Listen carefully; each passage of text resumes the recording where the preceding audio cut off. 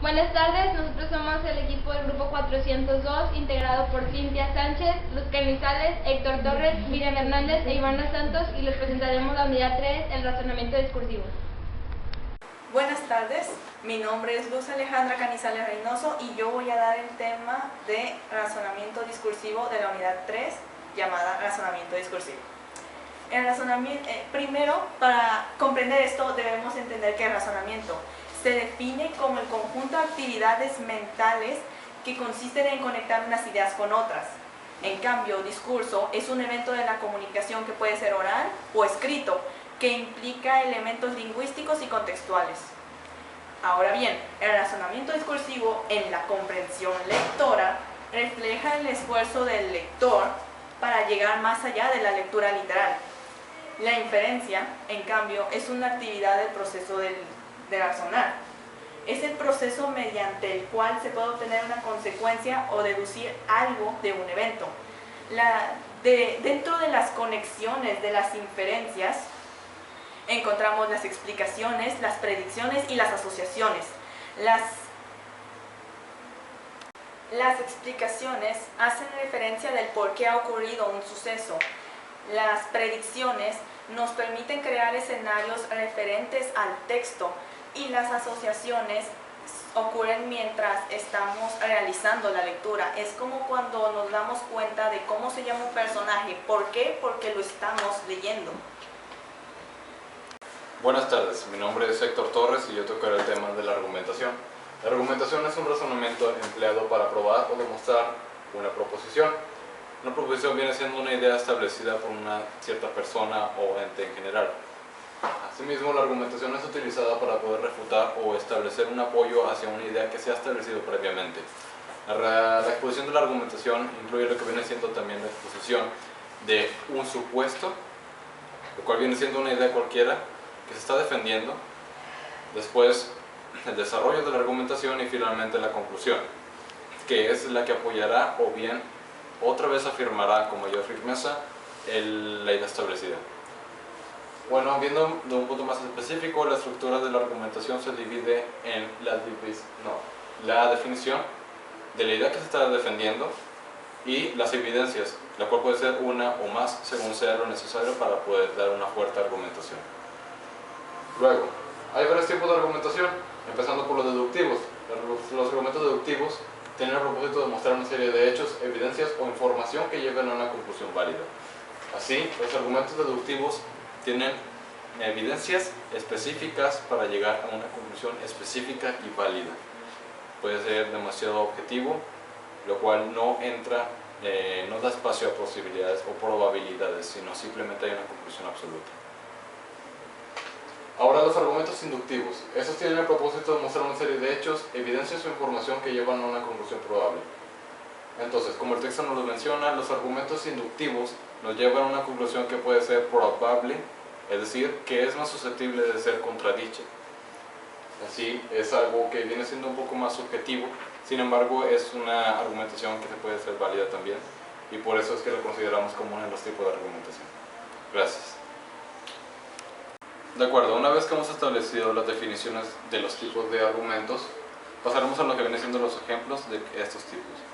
Primero, empezando, por lo que vimos previamente, los argumentos deductivos. Los argumentos deductivos, por ejemplo, se podría mencionar el establecimiento de un caso, ¿sí? Dos personas han cometido un crimen, entonces una persona que defiende al acusado, o al afectado, establece que estas personas ejercieron ciertos actos como... Buenas tardes, mi nombre es Miriam Hernández y voy a dar varios temas. El primero va a ser argumentos analógicos. Los argumentos analógicos es la relación de ideas, hechos y situaciones desconocidas como conocidas. Sustenta evidencias, intenta explicar las ideas para convencer al lector, toma la estructura de un argumento inductivo o deductivo, relaciona de similitud entre los dos elementos, define la idea que se quiere probar. Es decir, en pocas palabras, que es una manera de que el lector comprenda lo que no se conoce con algo conocido, hacer semejanza entre dos cosas para poderlas explicar. La refutación. Destruir razonamiento de lo contrario, niega o debate el argumento del otro Utiliza analogías, exposición de causas y consecuencias. Como sabemos, la argumentación es una manera de defender una idea, de defender nuestro punto de vista. Y por el contrario, la refutación intenta destruir esa idea que nosotros tenemos para imponer la que nosotros queremos expresar. Por ejemplo, cuando escribimos un ensayo, vemos una idea y en base a esa idea nosotros decidimos si aceptarla o no, y en ese momento estamos argumentando o refutando. El ensayo abarca una gran gama de temas, es un género discursivo, propósitos claros y sustenta hipótesis con argumentos sólidos y coherentes. Se expone, analiza, reflexiona argumentos y comenta una interpretación personal. Debe de estar organizado, sustentar un punto de vista y tener un léxico directo y preciso. Aquí al sustentar un punto de vista vendría siendo la argumentación o refutación. Metodología para construir ensayos a partir de hipertextos. Córtale. Ensayos a partir de hipertextos. Hipertextos escritos y valor la información. Lista de razones para probar nuestra postura. Considerar lo más importante. Describir razones. Argumentar. Construir textos a partir de hipertextos escritos. Agregar introducción y conclusión. Revisar ortografía y redactar ensayos. Sería todo. Muchas gracias. Buenas tardes, mi nombre es Ivana Santos y yo continuaré con el seguimiento de los temas que explicaron previamente mis compañeros. Antes de explicar los tipos de relaciones, sería bueno señalar en qué consiste discriminar y comparar la información. Discriminar consiste en dejar todo aquello que no pertenece a un grupo que nosotros estamos requiriendo, es decir, tenemos mucha información sobre un tema y nosotros de ahí tenemos que escoger única y exclusivamente lo que sea parte de nuestro tema. En cambio, comparar es decir, es establecer una cosa y otra estableciendo semejanzas y diferencias. Hay diferentes tipos de relaciones que se pueden utilizar con la información, que es la espacial, que habla sobre el espacio, es decir, dónde está ubicada cada una. La funcional, que como su nombre lo indica, es para decir para qué funciona cada cosa. Temporal y secuencial, causa-efecto, es decir, lo que hace una cosa tiene una reacción, inclusión y proporcional. Lo siguiente que se puede hacer con la información tiene que ver con las habilidades de codificar e interpretar. Interpretar es darle un sentido propio a la información, es decir, voy a darle un significado en base a lo que yo entendí, ya que esto se da cuando un mensaje no es bien comprendido o no tiene un significado estricto. Es, por ejemplo, cuando nos dan un poema y cada persona le da cierto significado personal, entonces a lo que sigue es codificarla. La codificación, a diferencia de la interpretación, se da siguiendo un código ya establecido. A diferencia de la interpretación, no permite tanta flexibilidad o creatividad a la hora de interpretar el mensaje. Después de codificarla o interpretarla, la información se analiza. El análisis es descomponer el todo en sus partes para después darle un sentido más profundo a la información que ya tenemos. Se pueden dar diferentes tipos de análisis, que es de descripción, que es la que responde a la pregunta ¿cómo? ¿Cómo es un objeto al que llamaremos, por así decirlo, objeto A?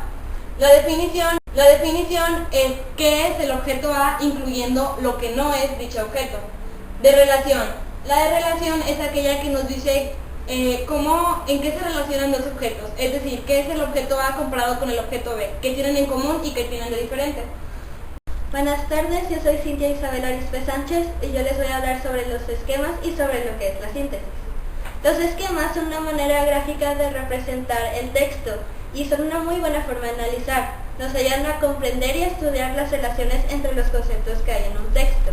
Los esquemas nos ayudan a separar la información que es relevante de la que no lo es, y es por esto que cosas como la belleza de un texto no van a aparecer en el esquema, porque el esquema solo nos ayuda a comprender las relaciones entre los conceptos principales del texto. En un esquema, por lo general, el título va en la parte superior de donde estemos haciendo el esquema. De este título se derivan una o varios conceptos principales. Y de esos conceptos principales, cada uno puede tener una o varias ramificaciones, dependiendo de la extensión y de la importancia de cada concepto. La síntesis es la elaboración de una composición escrita a partir de los elementos separados. Es todo lo contrario a analizar, pues la síntesis no separa estos elementos, sino que los une. La síntesis nos ayuda a realizar un nuevo texto a partir de nuestras propias ideas, no solo de las que están en el escrito original. La síntesis nos permite utilizar nuestro razonamiento y experiencia, no solo la información dada en el texto. El resumen es un tipo de síntesis que reúne lo más esencial del texto y solo utiliza los conceptos principales del mismo. Hay que tomar en cuenta que un texto está formado por párrafos y estos a su vez están formados por enunciados u oraciones. Las oraciones que nos van a ayudar a realizar un buen resumen son las oraciones principales, es decir, las que encierran la idea principal del párrafo. Y estas oraciones no solo se encuentran al principio del párrafo, se pueden localizar en cualquier parte del párrafo. Bueno, esto sería todo. Muchas gracias. Ahora, por último, hablaremos de las analogías, que ayudan a enriquecer nuestro lenguaje con figuras expresivas. Las analogías nos permiten expresar con pocas palabras ideas o emociones variadas.